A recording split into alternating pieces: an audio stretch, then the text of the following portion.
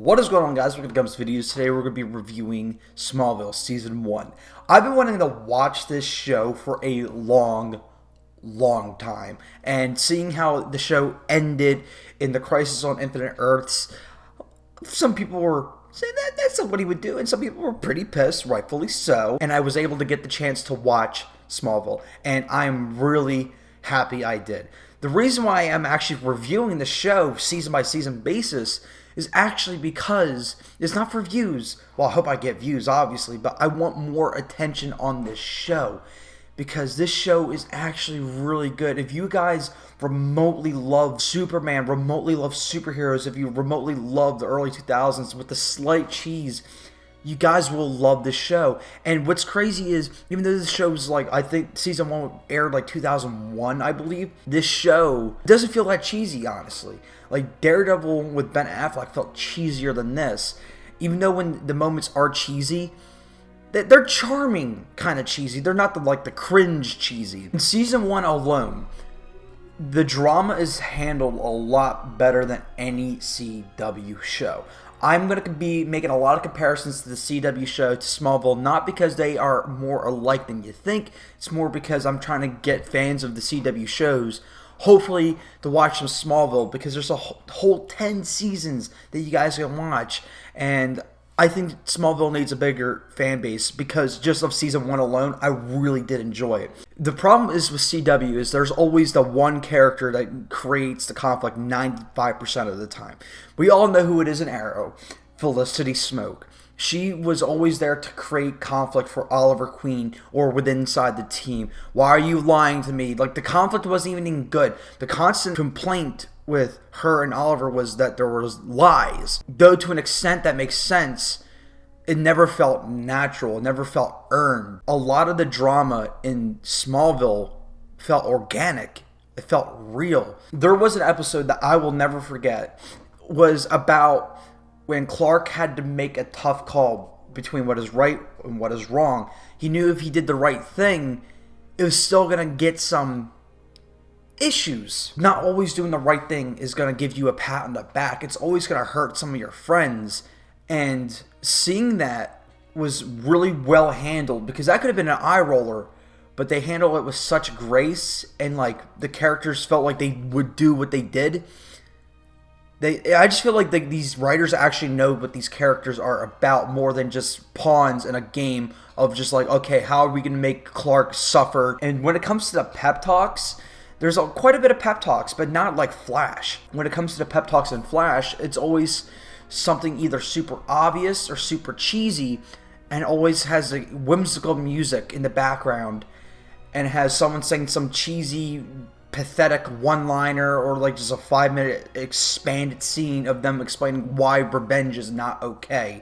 And it's stuff that most people already understand, but they're always playing this music like, oh, we're always learning something from watching the show. When it comes to Smallville, the life lessons are actually pretty good, specifically in season 1. I'm already like pretty much one foot in season 2, but as of right now, season 1 really got the life lessons down. I felt like I learned something watching it. A lot of the life lessons in this show felt earned too. It wasn't just like an episode by episode basis. When Clark needed to talk, they knew when to give him the talk. But there was also times where they're like, okay, we have to let Clark figure this out on his own. Clark is his own man. We're not there to baby feed him. And when it comes to Martha and Jonathan Kent, I have never found more pleasure in watching the Kents than I did in this show. These guys are so charming. They actually portray the mentor figures, but still being flawed. Jonathan's got a temper. Martha, we don't really see much about Martha yet. Not yet, but I'm pretty sure we're going to get some stuff in season 2. But when it comes to Jonathan, he's got a temper, but he knows how to like mold that and just hold it back. And it makes his character more interesting than just being like another mentor figure with no flaws. It makes him interesting, and it makes his life lessons more realistic, because it sounds like he actually had to learn from his temper, which to me is really exciting and cites really good character. There is a love triangle in the show. Before you guys get all freaky about it, this is an actually good love triangle. This is coming from me. Do I prefer to have a love triangle? Fuck no, I hate love triangles. But if I'm going to get a love triangle in my story, Smallville did it right. Now, we all know, like, we have all seen a romantic comedy or just some movie involving a love triangle. The classic tale of a love triangle really goes, the hero, we'll just say, for this case, it's a he, because of Clark. He's in love with this girl, but the girl's already dating some other guy. How are we going to get the hero to date the girl that he wants to be with? A lot of the times, in most romantic comedies or love triangles, movies or TV shows, the guy's a douchebag. A lot of the time, the movies or the TV shows tend to express a lot of, like, negativity towards the guy that is dating the girl that the hero wants to date. That's a mouthful. But the guy tends to be a douchebag. If you guys have seen the show before, Whitney would normally be played as a douchebag. And so we would constantly root for Clark, go be with the girl. No. It started off like that. Whitney was a douchebag. But a realistic douchebag. To an extent. There were some things I was like, oh, that's douchey. But he had a character arc. Go figure, the one that's in competition with Clark Kent actually has competition. And it felt real. I didn't know who to root for, because half the time I'm like, dude, Clark, go be with the girl. She's hot. You got it. And then the other half, when Whitney started developing a character, I'm like, fuck, man. And no spoilers, he ends up going through some rough times.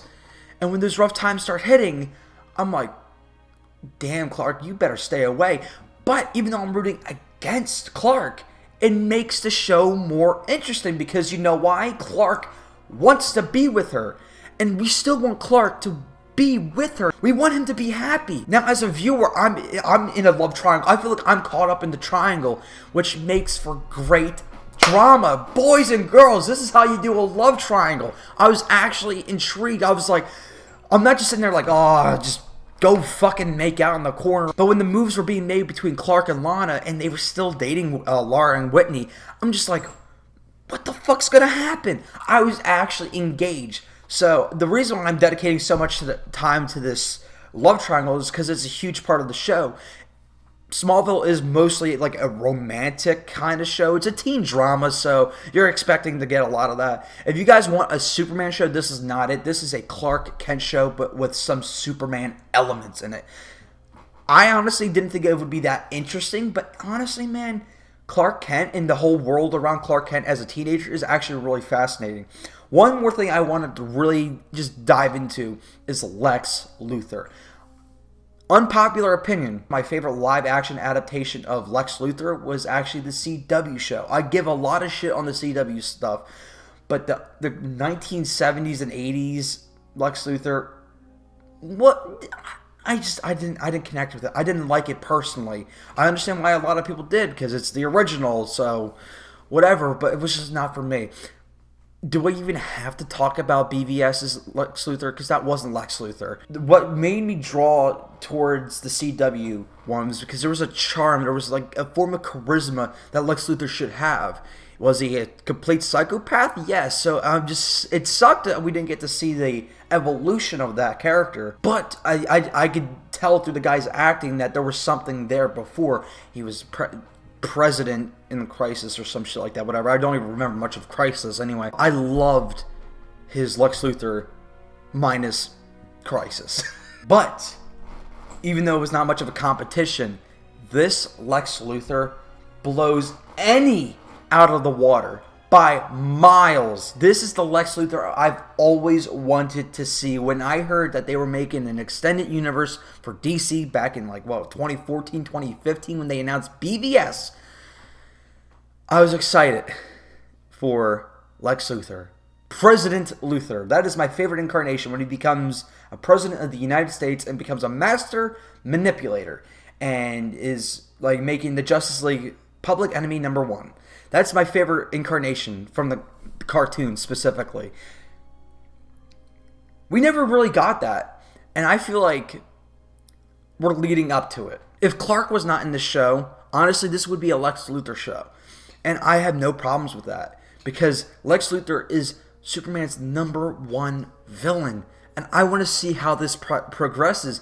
Honestly, watching them be friends, it just hurts me a little bit more knowing that they're going to be enemies, which is great. Again, it creates great drama, and I'm just really happy seeing the cold, sophisticated, calculating Lex Luthor.